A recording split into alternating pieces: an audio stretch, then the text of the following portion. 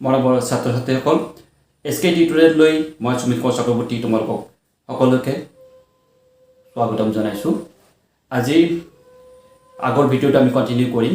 আগৰ আমি দশমমান শ্ৰেণীৰ প্ৰথম চেপ্টাৰ যিটো ৰাসায়নিক বিক্ৰিয়া আৰু সমীকৰণ, এই চেপ্টাৰটোৰ প্ৰথমখিনি আমি অলপমান জানিছিলোঁ।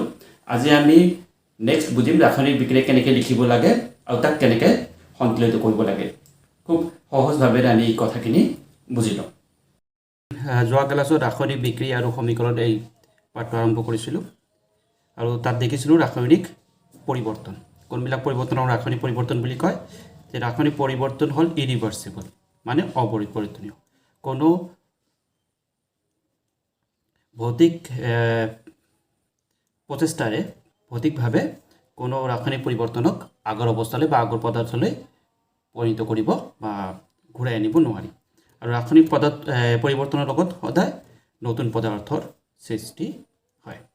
এতিয়া আমি কোনো এটা পৰিৱৰ্তন যদি আমাৰ দৃষ্টিগোচৰ হয়, তেনেহ'লে সেইটো ৰাসায়নিক পৰিৱৰ্তন হয় নে ভৌতিক পৰিৱৰ্তন হয় আমি কেনেকৈ গম পাম? সেইটো গম পাবৰ কাৰণে আমি কিছুমান সংকেত আমি চাব পাৰিম। যে তাত ৰাসায়নিক পৰিৱৰ্তন হ'লে অৱস্থাৰ পৰিৱৰ্তন হ'ব পাৰে বা ৰঙৰ পৰিৱৰ্তন হ'ব পাৰে। কেতিয়াবা গেছৰ উৎপত্তি হয়, কেতিয়াবা উষ্ণতাৰ পৰিৱৰ্তন হ'ব পাৰে। এই তিনিটা ইণ্ডিকেটৰে বা এই তিনিটা সংকেতে আমাক ৰাসায়নিক বিক্ৰিয়া এটা ঘটিছে নে নাই আমাক কি দিব?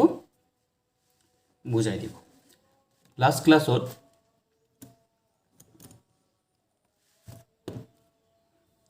ক্লাছত আমি পাইছিলোঁ যে মেগনেছিয়াম আৰু মানে ইয়াৰ আগৰ ভিডিঅ'টোত মেগনেছিয়াম আৰু অক্সিজেনৰ মাজত ৰাসায়নিক বিক্ৰিয়া ঘটি মেগনেছিয়াম অক্সাইড উৎপন্ন হয়।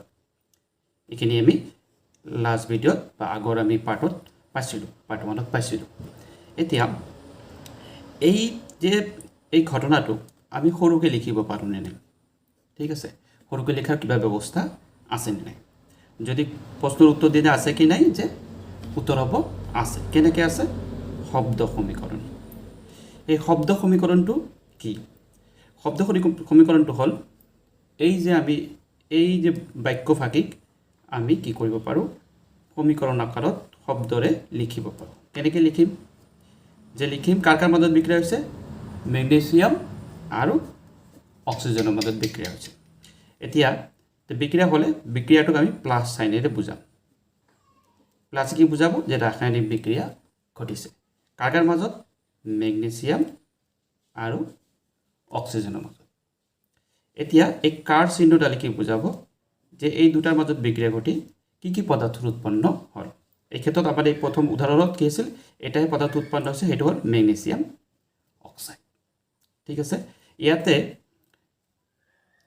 আমি মন কৰিব লাগিব যে যিবিলাক পদাৰ্থৰ মাজত বিক্ৰিয়া ঘটে সেইবিলাক সদায় কাৰ চিহ্নৰ বাওঁফালে থোৱা হয়, আৰু যিটো নতুন পদাৰ্থ উৎপন্ন হয় তাক সদায় কাৰ চিহ্ন সোঁফালে ৰখা হয়। এতিয়া কাৰ চিহ্নৰ বাওঁফালে মানে যাৰ মাজত বিক্ৰিয়া হ'ব সিহঁতক কি কোৱা হয়? বিক্ৰিয়ক। সিহঁতক কোৱা হয় বিক্ৰিয়ক। এইটো আৰু এইটো। ঠিক আছে, আৰু যিটো নতুন পদাৰ্থৰ উৎপন্ন হ'ল তাক কোৱা হয় বিক্ৰিয়াজাত।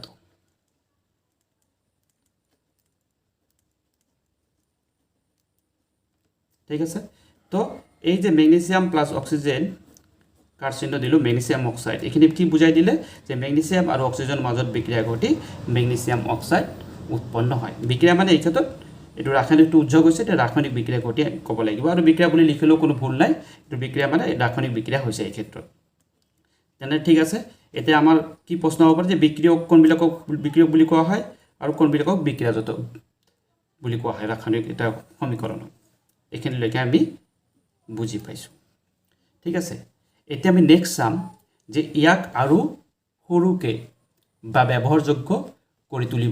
এতিয়া আমি চাম যে আগৰ যিটো আমি শব্দ সমীকৰণ লিখিছোঁ তাক আমি শ্বৰ্টকাট বা আৰু চটুকৈ ব্যৱহাৰযোগ্য কৰি তুলিব পাৰোঁ নে নাই? যে আমি জানো যে মেগনেছিয়ামৰ সংকেত হ'ল Mg, অক্সিজেন পৰমাণুৰ সংখ্যা হ'ল O2, কাৰ চিহ্ন দিলোঁ, আৰু হ'ল এইটো MgO MgO মানে মেগনেছিয়াম অক্সাইড এইটো পদাৰ্থ উৎপন্ন হৈছে ঠিক আছে এতিয়া যদি আমি চাওঁ ইয়াত কিন্তু এটা কি আছে ভুল আছে কি ভুল আছে আমি যদি চাওঁ ইয়াত বিক্রিয়ক আছে Mg এটা ইয়াতে এটা কিন্তু অক্সিজেন আছে ইয়াত দুটা পৰমাণু ইয়াত আছে এটা পৰমাণু তাৰ মানে বাফালৰ বিক্ৰিয়কবিলাকৰ মুঠ ভৰ সোঁফালৰ বিক্ৰিয়াজাত পদাৰ্থৰ মুঠ ভৰ কিন্তু সমান নহব আৰু যিয়ে আমি ক্লাস 9ত পঢ়ি আহিছো লো ভৰৰ নিত্যতা বিধি নিত্যতা সূত্ৰ বা বিধি য'ত কোৱা হৈছিলে যে ৰাসায়নিক বিক্ৰিয়া এটাত ঘটিলে পদাৰ্থৰ কি হ'ব নোৱাৰে নতুনকৈ সৃষ্টি হ'ব নোৱাৰে বা ধ্বংস হ'ব নোৱাৰে তো এই ক্ষেত্ৰত দেখা গ'ল যে ইয়াত এটা অক্সিজেন পৰমাণু কমি গ'ল ঠিক আছে তো ইয়াৰ কাৰণে কি কৰিব লাগে আমি সদায় ৰাসায়নিক বিক্ৰিয়া এটা কি কৰিব লাগে সমতুল কৰিব লাগে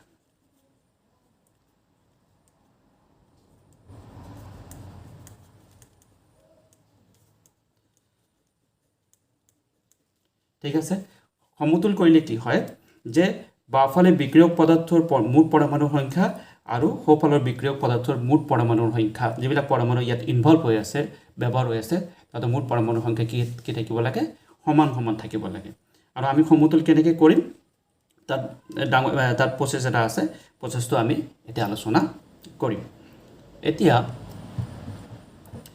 যদি আমি ওপৰৰ ইকুৱেশ্যনটোকে লৈ লওঁ যে magnesium plus oxygen magnesium oxide ইয়াত ইফালে অক্সিজেন দুটা আছে ইফালে অক্সিজেন কি আছে এটা আছে তো এই ক্ষেত্ৰত আমি কি কৰিব পাৰোঁ আমি কি কৰিম দুফালে মেগনেছিয়াম আৰু অক্সিজেনৰ পৰমাণুৰ সংখ্যা সমান কৰিব লাগে তেনে ক্ষেত্ৰত আমি ইয়াত যেহেতু অক্সিজেন ইয়াত দুটা আমি ইয়াত 2 লিখি দিলে অক্সিজেন দুটা মিলি গ'ল কিন্তু প্ৰবলেম এটা কি হ'ব যে ইয়াত মেগনেছিয়াম দুটা হৈ গ'ল যে 2MgO মানে দুটা মেগনেছিয়ামৰ অণু দুটা মেগনেছিয়ামৰ অণুত দুটা মেগনেছিয়াম পৰমাণু থাকিব আৰু দুটা অক্সিজেনৰ পৰমাণু থাকিব ঠিক আছে ইয়াত দুটা মেগনেছিয়ামৰ পৰমাণু হ'ল কিন্তু আমি যদি ইফালে চাওঁ ইয়াত এটা মেগনেছিয়ামৰ পৰমাণু এই ক্ষেত্ৰত আমি ইয়াত কি লিখিব লাগিব 2 ঠিক আছে তো দুটা মেগনেছিয়ামৰ পৰমাণু আৰু এটা অক্সিজেনৰ অণুৰ মাজত বিক্ৰিয়া হৈ দুটা মেগনেছিয়াম অক্সাইডৰ অণুৰ সৃষ্টি হ'ল এই ক্ষেত্ৰত যদি আমি মিলাই চাওঁ যে মেগনেছিয়াম লেফট হেণ্ড সাইডত কেইটা আছে আৰু ৰাইট হেণ্ড সাইডত কেইটা আছে মেগনেছিয়াম লেফট হেণ্ড সাইডত আছে দুটা ৰাইট হেণ্ড সাইড দুটা ৰাইট হেণ্ড সাইডত দুটা আকৌ oxygen right hand left hand সাইডত কেইটা আছে দুটা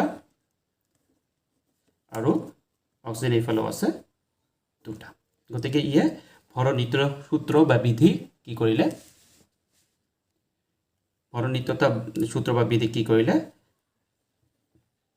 মানি চলিলে ঠিক আছে ভায়োলেট নহল নিত্যতা বিধিটো মানি চলিলে তো সেইভাবে সমগ্ৰ যিখিনি মানে আমি যিবিলাক ইকুৱেশ্যন পাওঁ সেইবিলাকক কি কৰিব লাগে আসলতে সদায় কি কৰিব লাগে সমতুল কৰিব লাগে আৰু তোমালোকৰ পৰীক্ষাটো তেনেকৈ ইকুৱেশ্যন উঠাই দিব বা সমীকৰণ উঠাই দিব তোমালোকক সমতুল কৰিব দিব ঠিক আছে প্ৰায় সমতুল কৰিব দিয়ে যেটো অলপমান প্ৰেক্টিছ কৰিলে কি হ'ব এটো তোমালোকে কৰিব পাৰিবা ঠিক আছে এটো মুখস্থ কৰিব নালাগে সদায় কি কৰিব লাগে প্ৰেক্টিছ কৰি থাকিব লাগে যিমান ইকুৱেশ্যন পাই থাকিম আমি সদায় চেষ্টা কৰিম সেইবিলাক সমতুল ৰূপত লিখিবলৈ কেইদিনমান প্ৰেক্টিছ কৰিলে তোমালোকে এটো আহি যাব ঠিক আছে এতিয়া আমি পাঠ্যপুথি তোমালোকক আছে চাই ল'ব পাৰা ঠিক আছে যে জিংক সালফিক এসিডত দিলে জিংক আৰু সালফিক এসিডৰ মাজত বিক্ৰিয়া হৈ জিংক সালফেট আৰু হাইড্ৰোজেন গেছৰ উৎপন্ন হয় ঠিক আছে এতিয়া আমি এতিয়া চাম যে এটো সমীকৰণ সমতুল হৈ আছে নে নাই তেনেহলে ঠিক আগৰ দিন আমি চাম জিংক কি আছে ইয়াত জিংক আছে হাইড্ৰোজেন আছে সালফাৰ আছে অক্সিজেন আছে লেফট হ্যান্ড সাইড এ রাইট হ্যান্ড সাইড ঠিক আছে জিঙ্ক আছে ইফালে এটা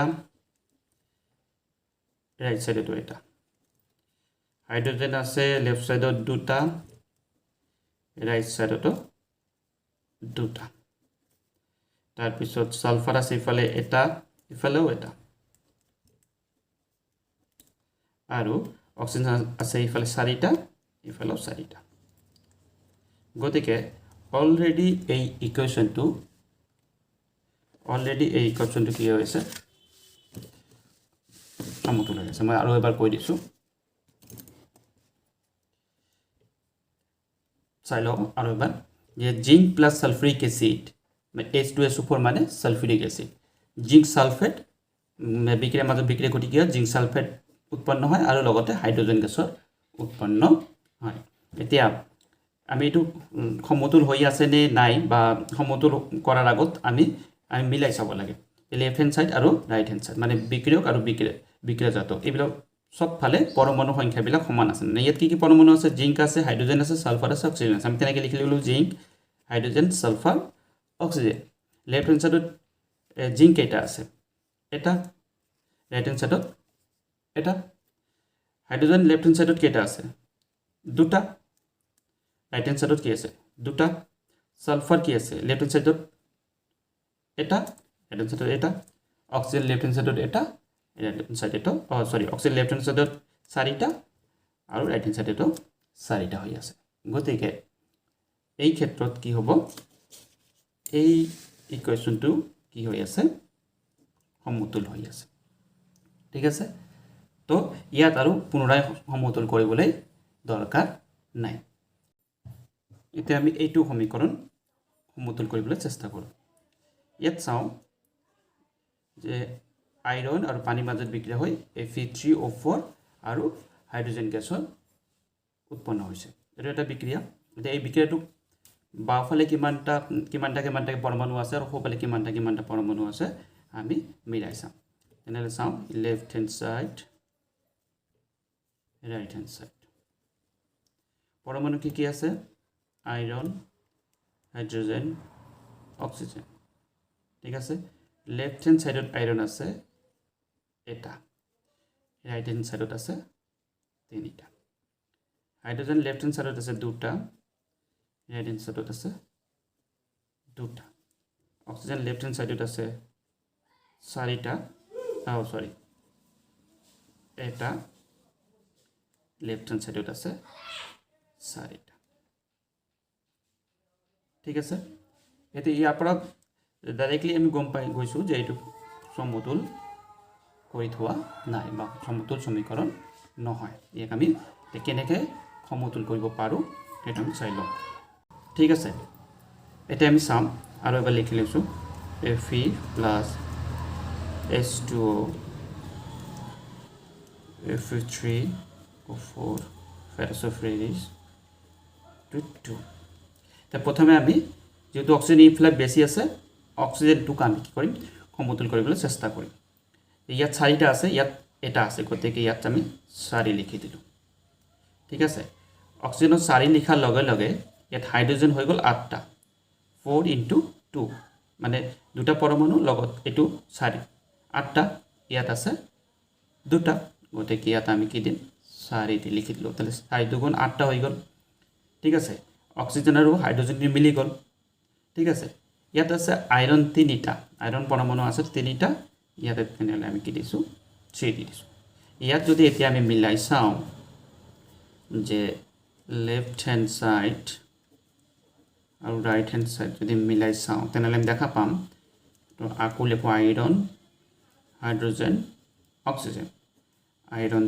3টা ইফালেও 3টা মানে লেফট হ্যান্ড সাইডতো 3টা ৰাইট হ্যান্ড সাইডতো 3টা হাইড্ৰোজেন ইফালে 8টা 8 ইফালে হাইড্ৰোজেন 8টা ইফালে অক্সিজেন কি আছে অক্সিজেন আছে ইয়াত 4টা ইফালে অক্সিজেন কি আছে 6টা গতিকে এনেদৰে আমি কি কৰোঁ সদায় কি কৰোঁ আমি এনেকৈ সমতুল কৰিব পাৰোঁ আৰু সদায় সমতুল কৰি ৰাখিব লাগে